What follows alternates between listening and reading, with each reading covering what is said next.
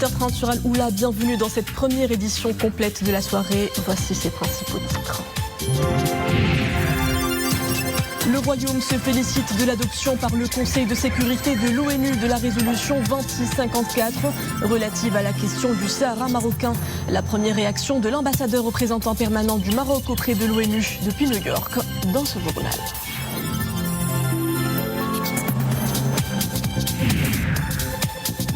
Le mercure continue de s'affoler, des températures bien au-dessus de la normale en cette période relevée un peu partout dans le Royaume. Faut-il s'en inquiéter? Réaction de citoyens et réponses de spécialistes dans ce journal. Des portraits de famille oniriques signent son travail. Ces toiles réunies promettent un voyage dans un univers de songes où trône l'amour de la mère patrie. Amina Rezri, une artiste peintre marocaine établie en Belgique, expose ses œuvres à Casablanca. Nous irons à sa rencontre. Bonsoir. Avant de développer ces titres, j'ai le plaisir d'avoir avec moi sur ce plateau Monsieur Amil Aridi, expert international en diplomatie et souveraineté. Merci d'avoir répondu à notre invitation. Bonjour madame, merci beaucoup. D'abord, ce message de félicitations adressé par Sa Majesté le roi Mohamed VI à M. Rishi Sunak à l'occasion de sa désignation en tant que Premier ministre du Royaume-Uni suite à son élection à la tête du Parti conservateur. Sa Majesté le roi présente au Premier ministre britannique ses chaleureuses félicitations et ses vœux les meilleurs de plein succès dans l'accomplissement de ses hautes fonctions. Le souverain salue à cette occasion la qualité des liens unissant les deux royaumes, faisant part de sa détermination à œuvrer de concert avec le Premier ministre britannique pour consolider et développer ce partenariat au service des intérêts communs des deux peuples. Le Royaume du Maroc se félicite de l'adoption de la nouvelle résolution onusienne 2654 autour du Sahara marocain. Le texte a été adopté hier par le Conseil de sécurité des Nations Unies. Il consacre la prédominance du plan d'autonomie proposé par le Maroc en 2007 et renouvelle le mandat de la MINURSO pour une année jusqu'à fin octobre 2023. Lecture dans les principaux points de la résolution onusienne avec Iman Ablou. Nouveau succès diplomatique au chapitre de notre intégrité territoriale. L'adoption de la résolution onusienne 2654 intervient dans un contexte marqué par les percées significatives réalisées sous la conduite de Sa Majesté le roi Mohamed VI au cours des dernières années. Le communiqué du ministère des Affaires étrangères, de la coopération africaine et des Marocains résidant à l'étranger se félicite du renouvellement du mandat de la MINURSO pour une année, jusqu'à fin octobre 2023. Dans ce sens, le ministère égrène les aspects de cette dynamique hautement positive. Le soutien international grandissant de pays importants et influents à l'initiative marocaine d'autonomie, l'ouverture à l'Aïoun et à Dakhla de plus d'une trentaine de consulats généraux, la non-reconnaissance de plus de 84% des États membres de l'ONU de l'entité fantoche, tout comme l'essor économique et social dans les provinces du Sud. Aujourd'hui, la nouvelle résolution, et tout en consacrant les acquis antérieurs du Maroc, constitue une résolution de confirmation et d'évolution.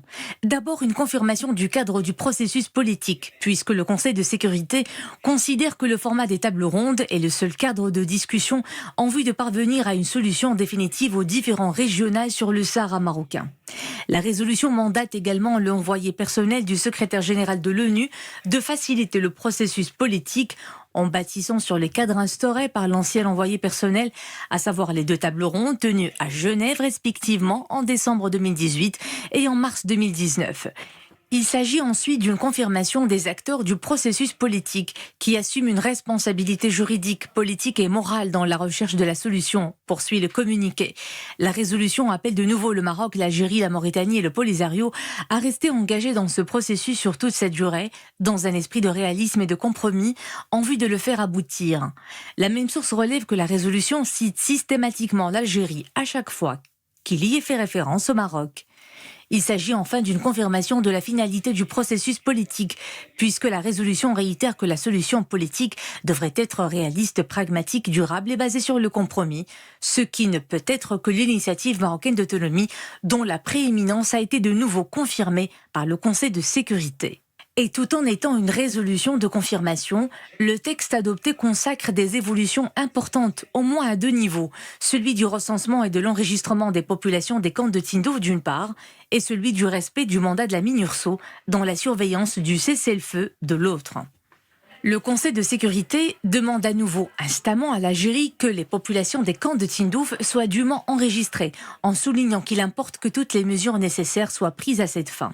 Le Conseil confirme de la sorte les préoccupations de la communauté internationale concernant les détournements systématiques des aides humanitaires destinées à ces populations, dûment documentées dans des rapports d'organisations internationales. La résolution demande expressément au Polisario de permettre la reprise du réapprovisionnement sûr et régulier de la MINURSO afin de garantir la viabilité de la présence de la mission. C'est en ce sens que le Conseil de sécurité a dénoncé les violations continues du Polisario du cessez-le-feu à l'est du dispositif marocain de défense, à l'opposé de la coopération constante du Royaume avec la mission onusienne. Fort de ces acquis et de cette ligne constante prise par le Conseil de sécurité, le Royaume du Maroc, comme l'a réaffirmé Sa Majesté le roi Mohammed VI, demeure pleinement engagé pour appuyer les efforts du secrétaire général de l'ONU et son envoyé personnel visant la relance du processus des tables rondes en vue de parvenir à une solution politique basée sur l'initiative marocaine d'autonomie et dans le strict respect de l'intégrité territoriale et la souveraineté nationale du Royaume, conclut le communiqué.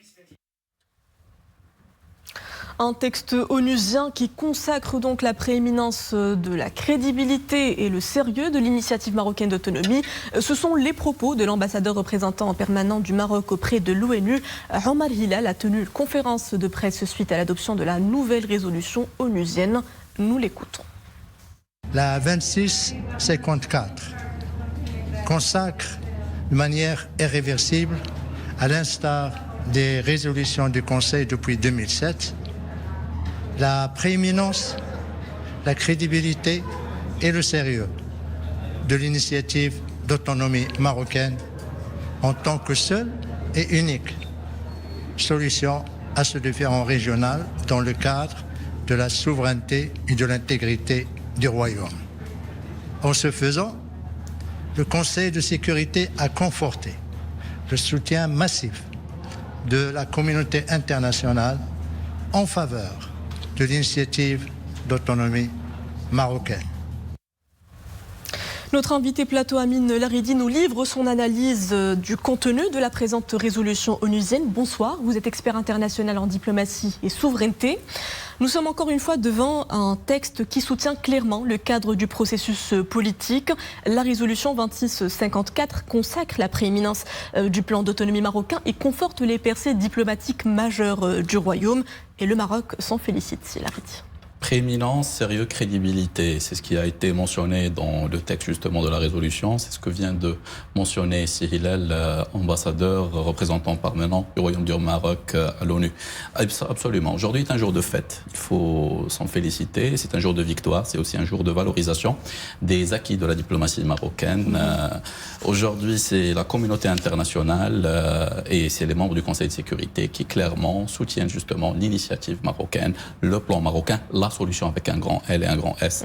Une solution qui ne peut se dérouler que sous la souveraineté marocaine. C'est ce que vient en fait d'entériner justement la communauté internationale, qui ne peut se dérouler que dans le respect de l'intégrité territoriale du Royaume du Maroc. Et justement, un plan d'autonomie sous souveraineté marocaine, Madame Missi, qui est très réalisable sur le terrain. Nous avons une expertise qui est unique dans la région en matière de régionalisation avancée, en matière de démocratie participative. Inutile de rappeler que nos provinces du Sud sont les champions en matière de participation, notamment dans électorat, notamment dans le cadre en fait des dernières élections qui ont eu lieu en fait en 2021. Je rappelle aussi que nos régions sont déjà autonomes d'un point de vue financier, elles gèrent leur propre budget, les régions ont leur propre budget, leur propre autonomie déjà en fait fonctionnelle et qui en fait en exercice sur le terrain. C'est la communauté internationale aujourd'hui qui valorise ce qui est légitime, parce que notre cause nationale a toujours été légitime. C'est la communauté internationale aussi qui réussit à valoriser au présent aussi toutes les avancées et établi dans la paix, dans la sécurité, dans l'investissement par le Royaume du Maroc dans ses provinces du Sud, notamment depuis le lancement par Sa Majesté le roi Mohammed VI, que Dieu l'assiste et le glorifie, du NMD Sud, du nouveau modèle de développement pour les provinces du Sud, qui aujourd'hui est une réalité sur le terrain. C'est la communauté internationale aussi qui choisit d'investir dans le futur, un futur de prospérité et de paix dans le Royaume du Maroc, dans ses provinces du Sud, mais aussi dans la région.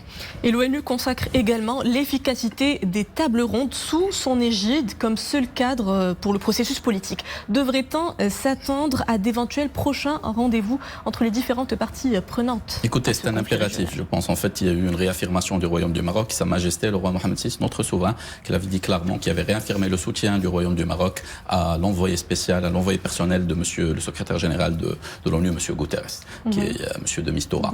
Un soutien qui était très précis dans le cadre en fait du plan d'autonomie proposé par le Royaume du Maroc, dans le cadre aussi des tables rondes, dans le cadre aussi de la souveraineté et de l'intégrité territoriale. Donc cette résolution, en mentionnant cela, fait écho justement à cette réaffirmation de notre roi. C'est la communauté internationale qui répond positivement à l'appel lancé par notre souverain. Donc oui, on se doit de s'y attendre, d'autant plus que le processus des tables rondes est un processus qui est responsabilisant de toutes les parties, Madame Missi. La résolution a cité à plusieurs reprises le voisin algérien en tant que partie prenante à part entière dans ce conflit artificiel entretenu autour de la question nationale. Peut-on parler d'un revers diplomatique majeur pour l'Algérie, une énième preuve, si besoin est, de la pleine responsabilité de l'Algérie dans le maintien de ce différend? Écoutez, déjà la mention en fait de l'Algérie ne s'est pas faite une seule fois, elle s'est faite à plusieurs reprises. D'accord, 5, si ma mémoire elle est bonne, c'est une responsabilisation politique. C'est une responsabilisation historique, c'est une responsabilisation légale, mais aussi d'un point de vue moral et éthique. C'est une invitation aux voisins algériens, comme vous dites si bien, de prendre ses responsabilités pour travailler la main dans la main avec les différentes parties prenantes autour d'une même table ronde, et non pas par proxy, mais d'une manière directe à trouver une solution qui est juste et qui est légitime. Une résolution aussi, il faut le rappeler, qu'il y a eu des messages clairs. Elle a sommé le Polisario d'arrêter toute obstruction par rapport en fait aux membres de la MINURSO pour leur permettre toute libre circulation, ravitaillement aussi pour assurer leur mission de manière claire. C'était aussi une sommation au Polisario de respecter le cessez-le-feu, un cessez-le-feu que le Royaume du Maroc a toujours respecté et continue de le faire. C'était aussi une invitation très forte aussi aux différentes agences et une sommation aux différentes agences aussi de l'ONU à upgrader en fait le niveau des pratiques de manière à honorer les best practices en fait de l'ONU en matière de distribution de l'aide internationale, notamment en matière de denrées alimentaires. Inutile de vous rappeler, il suffit de taper sur internet en fait, notamment en arabe, et vous verrez que cette aide humanitaire est très souvent en fait détournée et qu'elle est revendue ailleurs, que ce soit dans le sud algérien ou dans des pays limitrophes. Donc pour éviter cela, il faut distribuer de manière directe. C'est l'invitation aussi en fait qu'on lit d'une manière claire dans le texte en fait de cette résolution. Il faut aussi arrêter l'approche statistique, ou plutôt l'approche en fait probabiliste, parce qu'aujourd'hui on ne connaît pas le nombre de personnes qui sont en fait dans ces camps. C'est des séquestrés.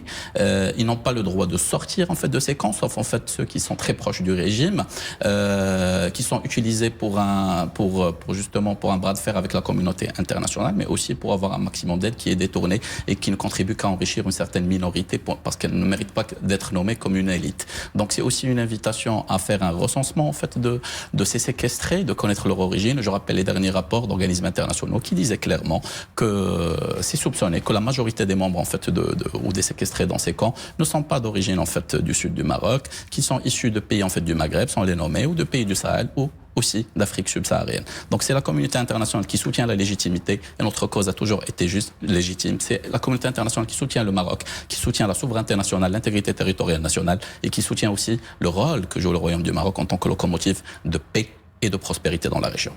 Amin Laridi, merci pour tous ces éclairages. Je rappelle que vous êtes expert international en diplomatie et souveraineté. Un honneur, madame. Et justement, le plan marocain d'autonomie fait l'unanimité chez la communauté internationale. À Bruxelles, universitaires, politiques et experts en droit et en relations internationales mettent en avant la pertinence de l'initiative d'autonomie au Sahara marocain, seule voie à même de clore définitivement ce différend et à assurer la stabilité de toute la région. Iman Ablou, Hassan Bouhrouti à Bruxelles. Dans un monde qui a plus que jamais besoin de paix et de stabilité, la question du Sahara marocain ne peut rester sans une solution.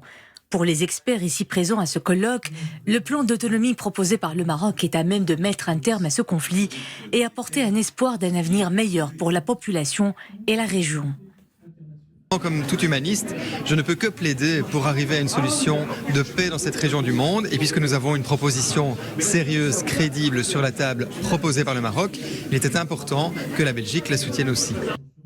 La souveraineté du Maroc sur son Sahara fédère les positions de plusieurs capitales à travers le monde. Les États-Unis, l'Allemagne, l'Espagne, les Pays-Bas, la Belgique, pour ne citer que ceux-ci, ont décidé de prendre position en faveur du règlement de ce conflit, sur la base du plan d'autonomie présenté par le Maroc. Le projet marocain est considéré comme la solution la plus sérieuse, la plus crédible et la plus réaliste pour mettre fin au blocage dans ce conflit qui a trop duré et qui crée des souffrances et empêche le développement de la région. Le Maroc, depuis 2007, a innové en le proposant au Conseil de sécurité. Et depuis cette date, nous avons remarqué une dynamique enclenchée. La réalité aujourd'hui, qu'il n'y a pas d'autre solution envisageable, imaginable, en dehors d'une autonomie. Le même montant politique ne peut être ignoré, constatent les participants. Aujourd'hui, il y a ici une opportunité à saisir par l'appui à une initiative porteuse de paix, de stabilité et de développement. Il fait chaud, très chaud, anormalement chaud en cette fin du mois d'octobre. Depuis plusieurs jours déjà, le mercure flirte avec les 35 degrés sur une bonne partie du royaume. Les Marocains s'en étonnent et s'en inquiètent, aussi en raison de pluies qui se font encore désirer. Nous avons recueilli leur impression dans un reportage de Oumé Marbli, Wafa Dokali et Zina Itlamine. Rarissime, du monde sur cette plage de Ain Diab en plein mois d'octobre. Jusqu'à 39 degrés à la mi-journée, une chaleur inhabituelle en cette période de l'année. Avec cette forte canicule, nous avions besoin de nous rafraîchir. C'est la première fois que nous nous baignons pendant ces vacances scolaires. Et cette baisse du mercure, d'aucuns ont hâte de la voir arriver, comme une nostalgie des douces températures automnales. Dans les années 90, en cette période de l'année, le mercure baissait progressivement et la pluie était plutôt abondante. Ces temps nous manquent. Visiblement, le changement climatique opère déjà. Cette année est l'une des plus chaudes que l'on a vécues. Espérons un retour à la normale très rapidement. Mais pas de quoi choquer les spécialistes qui l'avait déjà dans les prévisions. Dans le dernier rapport des climatologues de l'ONU en 2021, on parlait déjà d'une hausse des températures, ce qui aura un impact négatif sur la faune et la flore.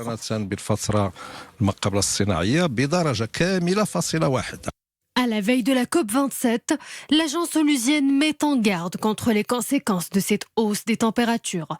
L'élévation de la température moyenne de la planète doit être contenue.